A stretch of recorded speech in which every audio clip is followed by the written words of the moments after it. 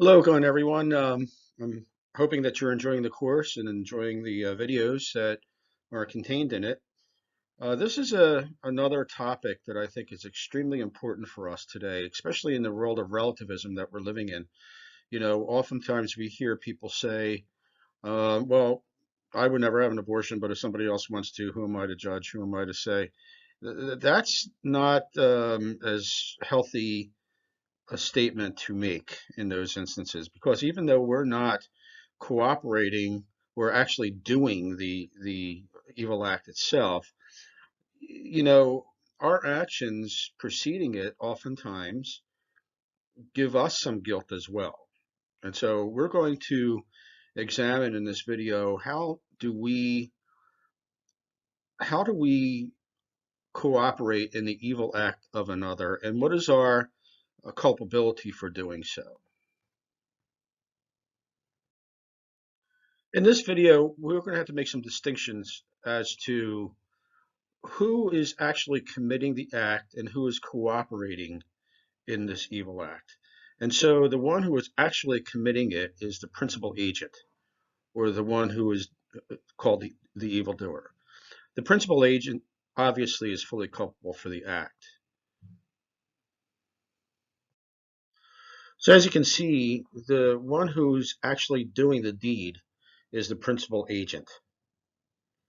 The one who works along with the principal agent, or the one who operates along with the principal agent, the co-operator, is exactly that person, the cooperator. So, the abortionist is one who commits the evil act. The nurse is the cooperator. Whether she's formal or informal is another story that we'll talk about as we move on further.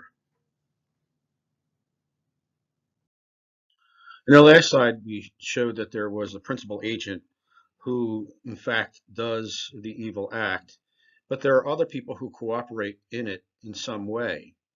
And there are two categories of cooperation, which we'll discuss in subsequent slides, but one of them is a formal cooperator, and the other is a material cooperator. Now, a formal cooperator intends that the evil act occurs for its own sake or as a means to some other end. He or she does not necessarily have to be essential for its commission, but there's the intention here. The formal cooperator is equally culpable for the evil act.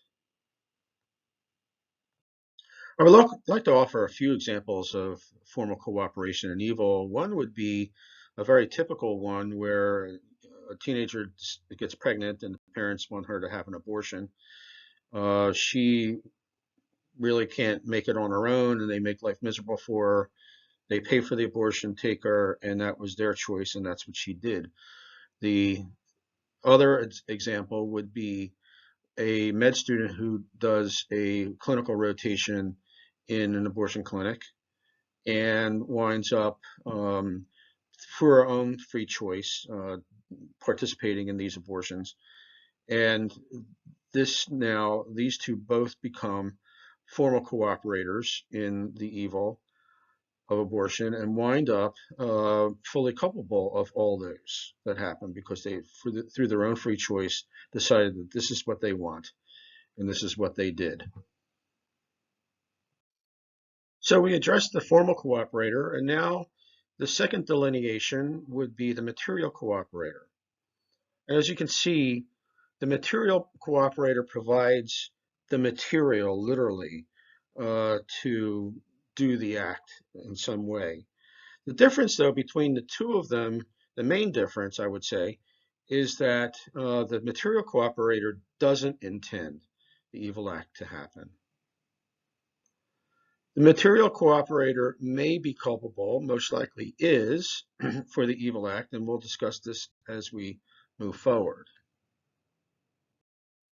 One way to provide an example of a material cooperator or material cooperation is in the issue of safe injection sites.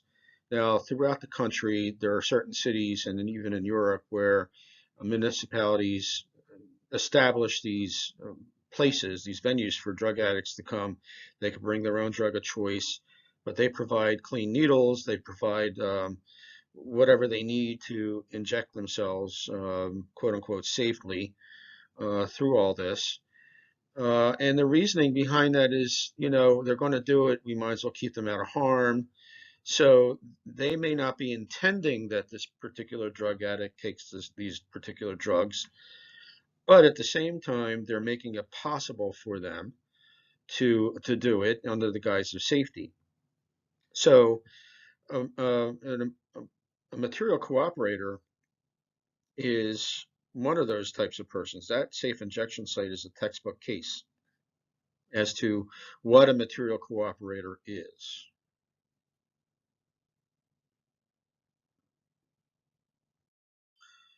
Okay, material cooperation is also subdivided into two different categories. It seems like this is going to be a never-ending process for us as we go through the whole principle, but they're important because in each of these we find varying levels of culpability, and that's really important in what we need to accomplish in moral theology and what we need to express and to teach.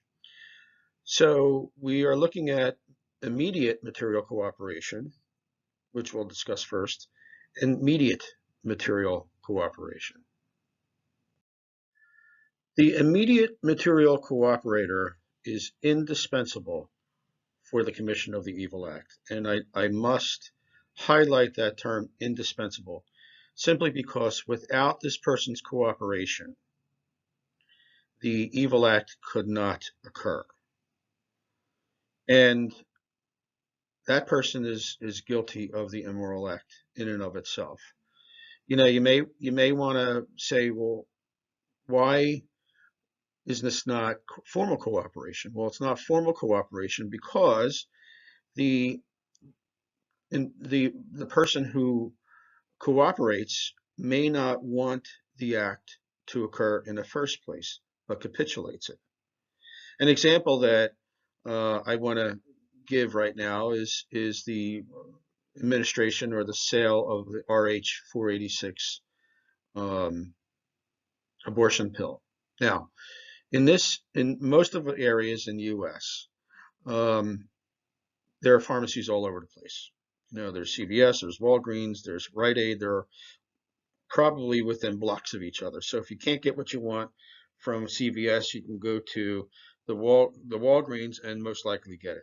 That's not the case in many of our very rural communities, where there may be only one pharmacy in a wide geographic area. And so now, in this scenario, we are in one of those rural communities. And there's only one pharmacy to meet the needs of the residents there. Okay, so now this particular pharmacist receives a script for RU 486. He or she knows exactly what this is going to be used for because there are no other applications, and refuses to sell the product. That's what it ought to be.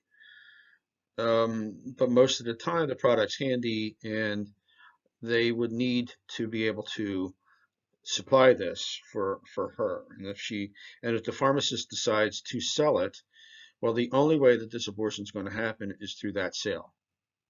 So now this person becomes indispensable for that act to happen. And in that indispensability, this pharmacist incurs the full guilt of the immoral act. The immediate material cooperator is not indispensable for the evil act to occur. However, this person's action can lead to the immoral act.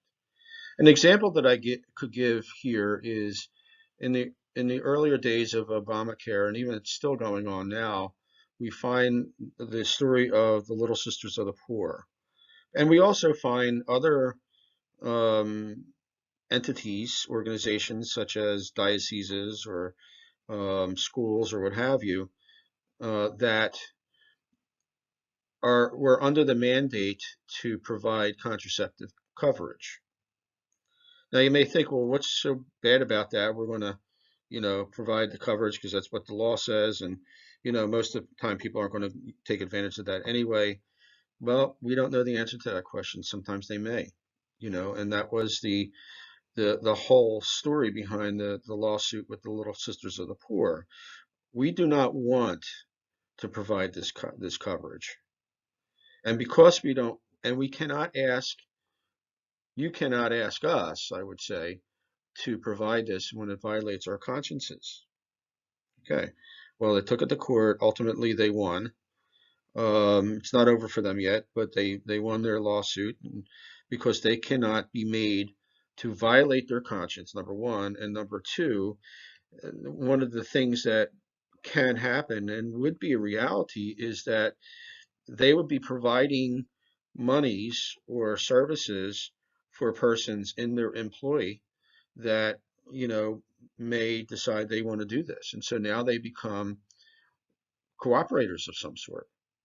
And you can make a case whether they're culpable or you're not culpable, but the bottom line is that they should not be put in the position where what they do can lead to somebody else doing an immoral act, because that's a classic case of cooperation in evil. And so that's why we need to be careful with this, because the prospect of what I do can lead somebody else to do something evil is something very um, important. It's an important consideration for us, for any of us who choose to live a moral life.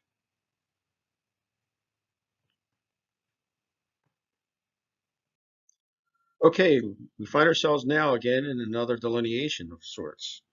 Material cooperation is divided into two other categories: remote and proximate. So we'll talk about the two of those in the next two slides. So what we described with the Little Sisters of the Poor in the last frame is really proximate material cooperation, because again, you see that it leads to the commission of the act. Now, what is the culpability here? And this is something where we had to put a lot of thought into. In particular, I'm reminded of the COVID vaccine issues that we are faced with here. Now, the USCCB and the Vatican has come out uh, uh, in favor of using them and in support of them. But I think it's important here to take a look at what the proportionality is and how does that apply, and how does that proportionality relate to our topic at hand, cooperation and evil. Okay, so um, right now we're very fortunate at this time, at this period of time. Now I'm talking spring 2021. We have three vaccines that are available to us. We have the Pfizer, we have the Moderna, we have the Johnson and Johnson. Now, Pfizer and Moderna, according to the Charlotte Lozier Institute and others, are legitimately made. The issue comes as to how have they used, uh, fetal cells in testing for spike proteins, and there's some commentary out there that doesn't approve of that. Charlotte Lozier and others would say there was nothing immoral about the production of it. Okay, be that for what it's worth. Um, Johnson and Johnson's another story now, because in the production of it are fetal cells. So when we look at this whole issue of cooperation evil, using that scenario, what we could say is that there's no reason for us to go to Johnson and Johnson. There is no reason, because we have other um, vaccines that are made legitimately. And frankly, Johnson& Johnson is not faring very well at the point of this recording, and it's been taken off the market until they make some improvements. But be that as it may, the prospect of us getting something that's not morally objectionable to use is great. So we won't have to go to cooperation in evil. But just let's say it was the opposite. Let's say, for argument's sake, that the only available vaccines are Johnson and Johnson and AstraZeneca or whatever, and all those are illegitimately made. Here's where proportionality comes in. There's a proportionately grave reason for us to vaccinate ourselves against the COVID vaccine. It's caused hundreds of thousands of people to die over the pandemic. And so now, we have to look at all this and put it all together and say, yes, there is a proportionately grave reason to do so. Now, that does not mean that if a person has an objection of conscience in using that in that scenario, well, then by all means, they must, and I emphasize must, obey their informed conscience. They must. And so, we have to look at that and say, okay, well, I still don't like it, and I don't want to be coerced into taking this vaccine, nor do I want to voluntarily take this vaccine. Okay, good enough. Done. The deal's done. You just don't do it.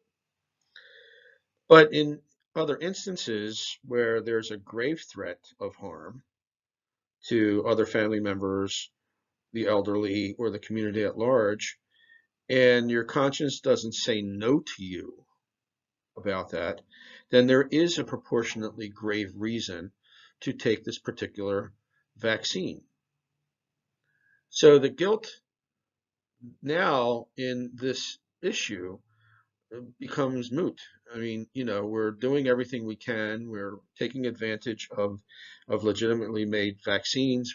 That's what we ought to do. That's what we are doing. So we should be very cautious at assigning guilt. Some may still come. Yes, some may still come, as in the case of the Sisters of the Poor or some dioceses. Yes, there's a modality of guilt involved in that. But we also have to take a look at the whole picture. And so we'll have a good discussion question after you've had a chance to read this, and then we could explore our thoughts on this. But I think it's really important that we now put this into motion and start to understand the complexity of what we're doing here.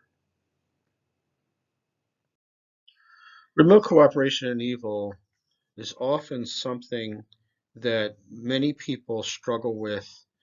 Good people who want to do the right thing and are conflicted as to how can we do this right thing or this good thing when it was originated by something very evil. Like when we're talking about a physician who is, working in a hospital that provides abortion, but this guy's or gal is a cardiologist and has nothing to do with that. And so, and there are many other examples that we could give in terms of our cooperation in evil remotely and whether we're guilty of it or we're not. And again, we have to look at this understanding of proportionality as we talked last time. And so, the cardiologist has nothing to do with the abortion. At the same time, the abortion provides monies to the hospital, which pays his salary or her salary. So now what do we do? Okay.